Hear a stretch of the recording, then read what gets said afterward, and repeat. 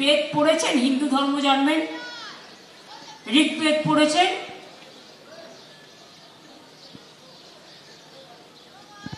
না বেদ বেদান্ত পড়েছেন? না তপবনে মুনি ঋষিরা কি বলে গেছেন তার থেকেও আপনাদের ধর্ম বড়? কি বলেছিলেন? সিন্নন্ত বিশ্বে অমৃতস্য পুত্রা, বিশ্বের মানুষকে অমৃতের পুত্র বলে সম্বোধন করেছিল। আর আপনাদের ধর্ম তো গুলিয়ে দেওয়া ধর্ম, ধর্মটাকে নষ্ট করার ধর্ম।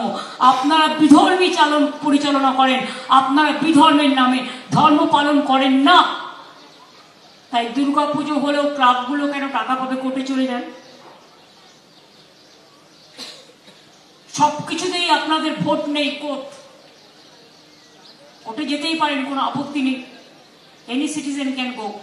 চাকরি খাওয়ার জন্যও কোর্ট, সার্টিফিকেট খাওয়ার জন্যও কোর্ট, কিন্তু নিজেরা যে চোর ডাকাত, আপনাদের ব্যাপারে যদি কোর্ট করা হয়, এখন নয় গদি এজেন্সি আছে, চিরকাল তো থাকবে না। তখন কি সবাই ছেড়ে দেবে? আমি করবো না হয়তো, কিন্তু অন্য না কেউ তো করবে।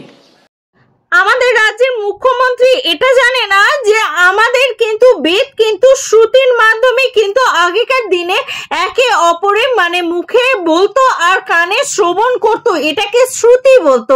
শ্রুতির মাধ্যমে কিন্তু মনে রাখা হতো, বেদ কিন্তু কেউ লেখেনি। এই কথাটা কিন্তু মনে রাখা উচিত ছিল আমাদের মুখ্যমন্ত্রী। তা সত্ত্বেও আমাদের মুখ্যমন্ত্রী কেন যে বললো বেদ লেখা হয়েছিল, এটাই আমি বুঝে উঠতে পারলাম না। তিনি তো এত জ্ঞানী, এত কিছু জানেন, কিন্তু তিনি এটা কেন বুঝতে পারেন না?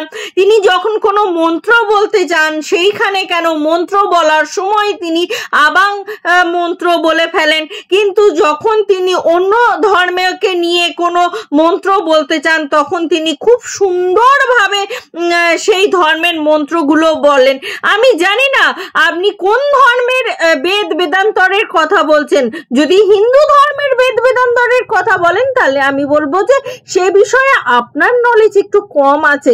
যদি নলেজ থাকতো তাহলে অন্তত পক্ষে লেখার কথা বলতেন না, কারণ আমি যেটুকু জানি সেটুকু হচ্ছে যে বেদ বেদান্ত শ্রুতির মাধ্যমে কিন্তু মনে রাখা হতো। এটা যাই হোক, আপনার এ বিষয়ে কতটা নলেজ আছে সে বিষয়ে আমার একটু সন্দেহ বোধ রয়েছে।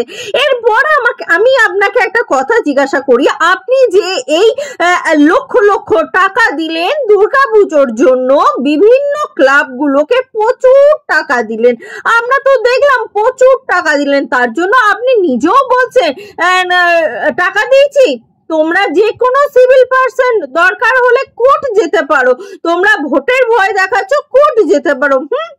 ঠিক আছে, আপনার কথা মানলাম, কিন্তু আপনি একটা কথা বলুন তো, তাহলে আপনাকে এখন কেন কিউআর কোড দিয়ে উত্তরবঙ্গের জন্য টাকার জন্য ভিক্ষা চাইতে হচ্ছে?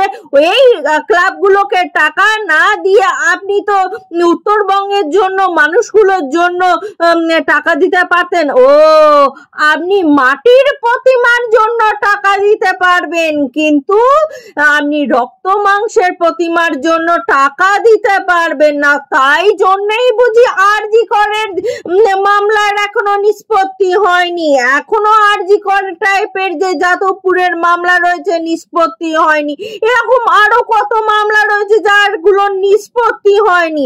ব্যাপারটা তো এটাই, তাই না?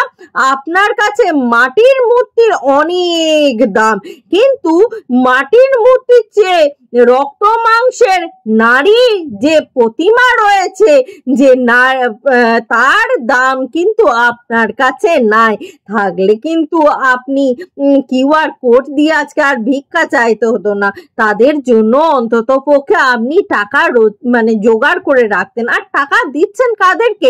এই ক্লাবগুলোকে টাকা দিচ্ছেন কাদের টাকা? আপনার গ্যাটের থেকে টাকা দিচ্ছেন না ভাই, আমাদের সাধারণ মানুষের টাকা দিচ্ছেন। আমাদের সাধারণ মানুষের যখন টাকা দিচ্ছেন অবশ্যই আমরা জিজ্ঞাসা করব কোথায় থেকে টাকা দিচ্ছেন, কেন টাকা দিচ্ছেন।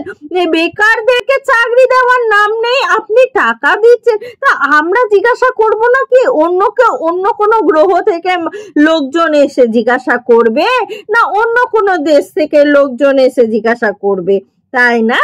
আপনি যখন কথাগুলো বলছেন আপনি একটু চিন্তা ভাবনা করে কথাগুলো বলবেন। আশা করি দ্বিতীয়বার এই ভুলগুলো হবে না।